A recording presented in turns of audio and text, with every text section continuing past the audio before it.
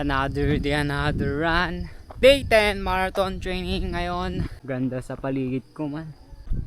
Panay greens. Kala mo nasa horror movie, no? Kaya let's go, takbo na. 1K. Easy run lang eh. Recovery. Ahon boss. 3K na.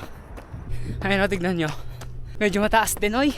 Ang gagandang mga tanawin man. Kita ba? Uy. Ganda oh. Ha. 4K. Kala nila papakainin ko sila. Bye bye. Kel. Kel. Kel. Kunyam lataw rin mo amo. 5 kilometers. May bonus pang trail tong daanan ko man. Ayan o.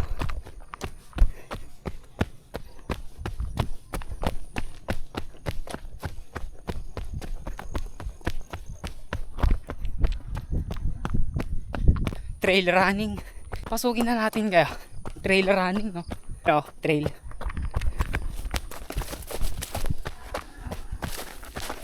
Wag lang madulas.